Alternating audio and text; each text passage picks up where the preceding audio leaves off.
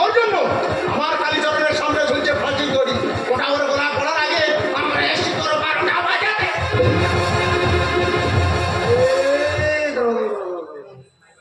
না না, আমার 12টা বাজা উচিত করি। আমার মা অসুস্থ, রোগের জ্বালায় কোমরে বেল পড়ে রাত দিন 24 ঘন্টা বিছানায় গোড় খাচ্ছে। আমার স্ত্রী দুদিন পরে বাচ্চা হবে, সেও মাঝে মাঝে বিছানায় শুয়ে আউ করছে। তাদের তো 12:30টা বাজিয়ে দিচ্ছ। দেখুন লালনবাবু, আমি একজন আইন রক্ষক, আমি একজন বিচারক, আমি তো আইনের বাইরে কথা বলতে পারবো না। কেন বেকার আমার উপর জুলুমবাজি করছেন? ভালো জন্য বলছি, এই মুহূর্তে আমার বাড়ি থেকে চলে যান। আমার মায়ের অবস্থা খারাপ, আমার স্ত্রীর অবস্থা খারাপ, কেন এরকম এমন দুর্ব্যবহার করছেন? আমার কাছে অনুরোধ করে বলছি, এই মুহূর্তে আমার মা বউকে ছেড়ে দিয়ে আপনারা এখান থেকে চলে যান। ওই চলে যাব, তোর মা বউকে বল আমাদের একটু মস্তি করে দিতে। ওই না, কাল হাঁ করে ন্যায় করে রান্না বান্না অনেক বাকি। কি হয়েছে? আমার মা বউকে বলবো তোদের একটু মস্তি করে দিতে? এ বাবা কাঞ্চন মল্লিক, তোর বাড়ি কোথায় রে? পাটনা। পাটনা মানে বিহারের পাটনা? তোদের ওখানে এখন ছাগলের বাজার কি খুব চড়া? পাঠানকে উল্লু বানাচ্ছিস? এ কি কি কি নাম বলি? ওর নাম পাঠান। দাদা গল্প শুনতে পাচ্ছেন? আমার মা বউকে নিয়ে ফুর্তি করবে বলে পাটনা থেকে পাড়া ভাড়া করে এনেছে। লালমোহন বাবু, পাড়া বাড়িটা একটু বেশি হয়ে যাচ্ছে না? আমি একজন আইন রক্ষক, আমি একজন বিচারক, আমার উপরে আক্রমণ করার ফলটা কি হবে আপনারা ভালোভাবে জানেন না। ভালো জন্য বলছি, এই মুহূর্তে চলে যান। আইন কথা আইন বলবে, কেন আমার উপরে এভাবে জুলুমবাজি করছেন? দেখুন আমার মায়ের কন্ডিশন খারাপ, আমার স্ত্রীর কন্ডিশন খারাপ, কেন এর উপরে এভাবে জুলুমবাজি করছেন? আপনারা অনুরোধ করে বলছি, শাস্তি যদি দিতে হয়, যত শাস্তি দেওয়া আপনারা আমাকে দেন। আমার মা বউকে ছেড়ে দেন, এই মুহূর্তে চলে যান। আপনার পায়ে ধরে বলছি চলে যান। চলে যাবো? তোর মা বউকে বলো আমাদের একটু খুশি করে দিতে। আর ছেলের জন্য যখন সারা জীবন কাঁদবো, তাহলে জীবনের শেষ হাসিটা আজ থেকে আগে তোর মাকে ধরবো না তোর বউকে। মা ভুগছে কেন সাড়ে দিন, বাচ্চা বইয়ের পেটে, আর কাকে দিয়ে করবো খুশি? এই শিয়াল কুকুরটাকে তোমরা বলে দাও আমাকে। আর বিচার করবে, এরা প্রতিশোধ নেওয়ার আর অন্য কোনো কল খুঁজে পায়নি। জজ সাহেবের বাড়িতে এসে ঢুকেছে, তার মা বউকে নিয়ে ফুর্তি করবে বলে। মায়ের এই কন্ডিশন, স্ত্রীর এই কন্ডিশন, এখন কাকে তুলে দেবো এদের হাতে? কি আমি শিয়াল? আমি কুকুর? না, তুই তো বুলডগ। মা ভুগছে বাচ্চা বইয়ের পেটে, কাকে দিয়ে করবো খুশি? কাকে দিয়ে করবো খুশি? শিয়াল কুকুরটাকে, শিয়াল কুকুরটাকে। বাবা সত্য, তুই সব জানাতে শুনে কি গন্ডগোল করেছিস বাবা? এই পুরো ছেড়া আমার ধরে হুড়ুহুড়ি করতেছে। ওরা তো প্রতিশোধ নেওয়ার নেশায় বাড়িতে ঢুকেছে। তুমি বুঝতে পারছো ওরা একটা মুড নিয়ে এসেছে, ওরা কি শুধু মুখে ফিরবে তাই? একদম ভয় পাবে না, ওরা আরো হুড়ুহুড়ি করবে। তোমার বেল ভালো টাইট করে নাও। ওই ছেটা মাছ ধরেছে আর এই পাঠা আমার এখানে করে চোর মেরেছে। কোথায় আঘাতটা করেছে দেখেছো? তুই তো সেন্টারে হাত মেরে বসে আছিস। বাচ্চার মাথায় যদি আঘাত হয়ে যায় তোর জানতো বলি দেবো। এই শালা কালো বোধা, তুই এখানে এরকম করছিস কেন? বাধায় যা। রান্না থেকে পাঠাইছে বেশ তো ছোড়া লুজ। আর রেগে গেলে ছিঁড়বে তোমার সায়া ব্লাউজ। তুমি বুঝতে পারছো না ওদের কাছে যন্ত্রপাতি আছে, ওরা তো মেশিন পার নিয়ে বাড়িতে ঢুকেছে। আমি জস্ত কি হয়েছে, আমার এখন কিছু করার আছে? আমি এখন নিরুপায়, আমি এখন অসহায়। কেন বুঝতে পারছো না? উল্টো পাল্টা কথা বললে রেগে গিয়ে তোমার এটা ওটা ছিঁড়ে এক করে দেবে। তার চেয়ে বরং এক কাজ করো, ওই জন্তু জানোয়ারদের কাছে তোমরা একটু হাতে পায়ে ধরে কান্নাকানি করো, যদি ওদের মনে একটু মায়া দেওয়া হয়তো। এখানে কোনো দয়া মায়া দেখাতে আসি। বল তোর বউ না পারলে তোর মাকে ভরছি। ভাই তোর কি বলেছি ওদিকে যাসনি? ওরে 1 সপ্তাহ আগে আমার মাকে ভেলোর থেকে ঘুরিয়ে এনেছি রে। ওরে কোড়া কোড়া ওষুধ খাচ্ছে, উল্টো পাল্টা ব্যবহার করলে ওষুধ হেঁটে যাবে রে। হাই ডার্লিং সুইটি বিকেল না। ওরে বেল খুললে মরে যাবে বলেছে ডাক্তার। দাদা, ডাক্তার বলে দিয়েছে আমার মাকে 24 ঘন্টা কোমরে বেল পড়ে বেড রেস্টে থাকতে হবে। আর সেই অসুস্থ মানুষটাকে বিছানা থেকে তুলে নে কিভাবে হামলাটা চালাচ্ছে দেখুন জানোয়ারেরা। ওর মায়ের প্রতি এত দরদ, ওর প্রতি এত দরদ, তাহলে আমার ছেলের জন্য আমার কি হচ্ছে? মা আমার ছেলে যেমন মরবে তোর পরিবারের সবাইকে জানে বেরোবো। রান্না থেকে পাঠাইছে বেশ তো ছোড়া লুজ। রেগে গেলে ছিড়বে তোমার সায়া ব্লাউজ। হাই ডার্লিং সুইটি বিকেল না। ওরে বেল খুললে মরে যাবে বলেছে ডাক্তার। চিকেন পাচা তন্দুর রুটি, চিকেন পাচা তন্দুর রুটি, দেখবো এ পুচেকে, দেখবো এ পুচেকে। মা ভুগছে এই বাচ্চা বইয়ের পেটে, কাকে দিয়ে করবো খুশি? কাকে দিয়ে করবো খুশি? শিয়াল কুকুরটাকে, শিয়াল কুকুরটাকে। দাদা আর বিচার করবে? এদেশের আসামিদের শাস্তি দেওয়ার আগে শুধু বিচারকরা কি শাস্তিটা পাচ্ছে আপনারা নিজের চোখে দেখে যান। বাবা সত্য, আমি কি বলি শোন, বেকার ঝামেলা করিস না, ওরা যা বলছে মেনে নে। তোমার কি মাথাটা খারাপ হয়ে গেছে? আমি একজন বিচারক, আমি একজন আইন রক্ষক, আমি মেনে নেওয়া মানে তো একটা ফাঁসির আসামিকে মুক্তি দেওয়া।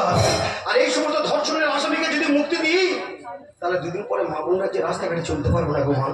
আর এই সমাজ থেকে যদি বিচার ব্যবস্থা উঠে যায় তাহলে এখন তোমরা টিভিতে দেখছো, খবরে পড়ছো ধর্ষণের খবর, দুদিন পরে নিজেদের চোখের সামনে ঘটবে শুধু ধর্ষণ আর ধর্ষণ।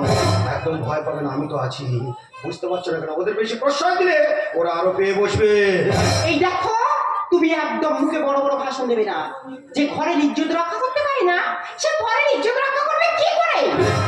তোমার দেখে মনে হয় তুমি পুরুষ না, তুমি কাপুরুষ। তুমি ভুল বললে সুজাতা, আমি পুরুষ নই আর কাপুরুষ নই, আমি এখন বেহুশ। নীরব কেন বিচার করতে কোথায় তোমার নীতি? আর তোমার মতো রাস্তাঘাটে কাঁদছে কত সতী।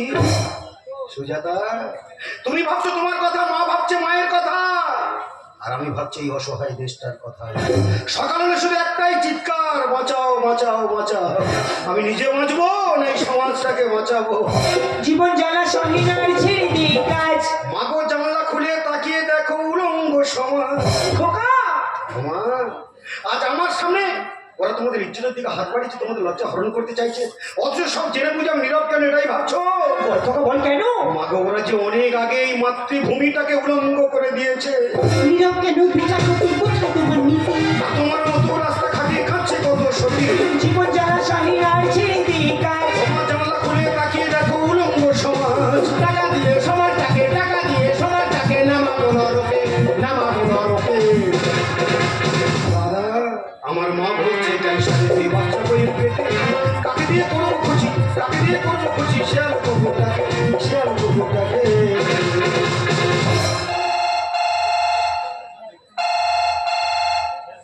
হ্যালো, হ্যাঁ হ্যাঁ, আমি সত্যবাকে কথা বলছি। কি বলছেন? সে কি স্যার? আপনিও শেষ পর্যন্ত কালীচরণে মুক্তি চাইছেন? ইম্পসিবল, ননে বাদ। আপনি কি বলছেন স্যার? হ্যাঁ স্যার, হ্যাঁ বিনয়বাবুর সঙ্গে আমার কথা হয়েছে স্যার। আমি বিনয়বাবুকে পরিষ্কার বলে দিচ্ছি আমি কোনো আইন বিরোধী কাজ করতে পারবো না। কি বলছেন স্যার? কালীচরণকে মুক্তি দিলেন? আপনি কি বলছেন স্যার? ননে বাদ। ওকে স্যার, আপনার কথা মতো আমি। লালনবাবু, এই মুহূর্তে আমার মা বউকে ছেড়ে দিয়ে আপনারা আমার বাড়ি থেকে চলে যান। আমি কথা দিচ্ছি আগামী 10ই মার্চ আপনার ছেলে কালীচরণের ফাঁসি হবে না, তাকে আমি মুক্তি দেব। ওর মা বাবাকে নিয়ে চলো, আমার কালী বাড়ি ফিরে আসবে, তারপর ওর মা বাবাকে আমরা মুক্তি দেবো। তার আগে চলবে শুধু অ্যাকশন।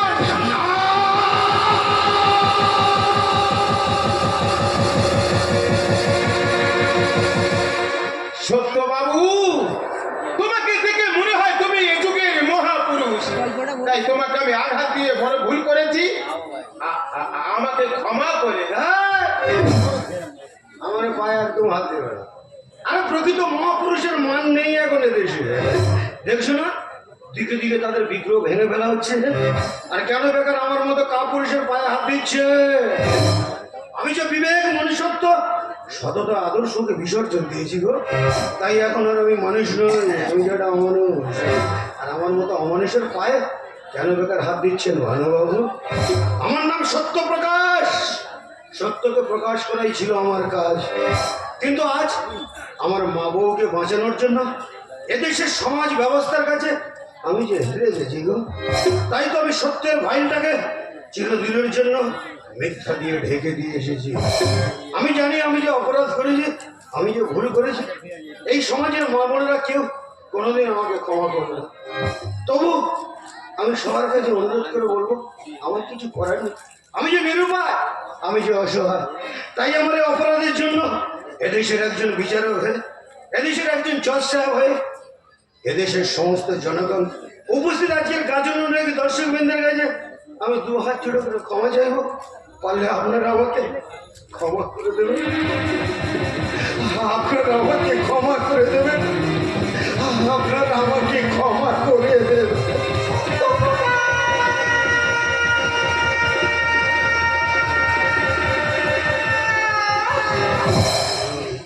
এই সুজাতা, তুমি এসেছো সুজাতা? ওরা তোমাকে মুক্তি দিয়ে দিয়েছে সুজাতা? হ্যাঁ গো, ওরা আমাকে মুক্তি দিয়েছে, কিন্তু ওদের অত্যাচার সহ্য করতে না পেরে তোমার মা যে মারা গেছে।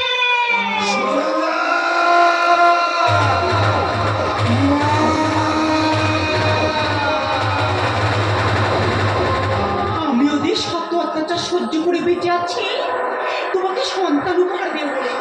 এই দেখো সত্য প্রকাশ, বাবা শুনে না, পুরো তোমার মতো হয়েছে। ওকে যে আমার মতো হতেই হবে।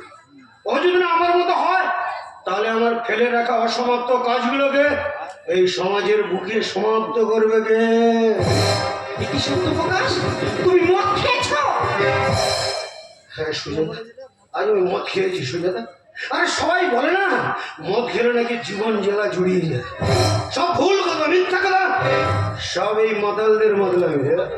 আমি তো এত মদ খেলাম, কই আমার জীবন জ্বালা তো জুড়ালো না। আমি জানি সালা মদের নেশায় আমার এই জীবন জ্বালা জুড়াবে না। তাই আজ আমি বিষ পান করবো। না সত্য প্রকাশ না, তুমি এত বড় সিদ্ধান্ত নিতে পারো না। না বাবু না, তুমি মরবে কেন?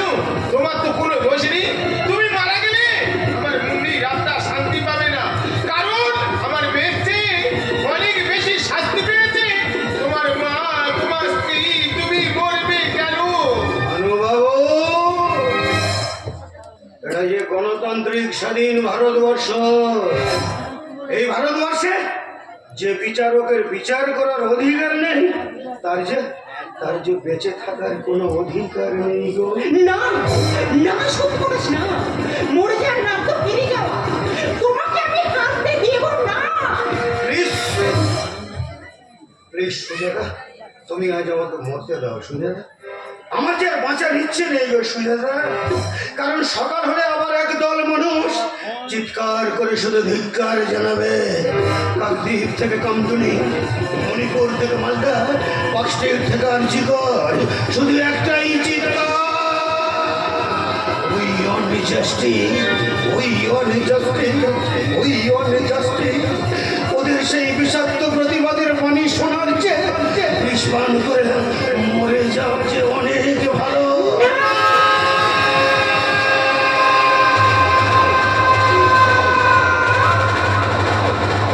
জীবনের জামিনটা মেলাতে গিয়ে পৃথিবীর বুকে আমি শূন্য বেলা, হাজার তারা স্বপ্ন নিয়ে পথ হারালাম।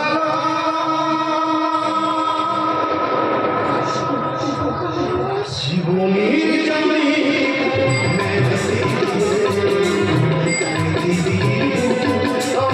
শূন্য বেলা, হাজার তারা স্বপ্ন নিয়ে, হাজার তারা স্বপ্ন নিয়ে পথ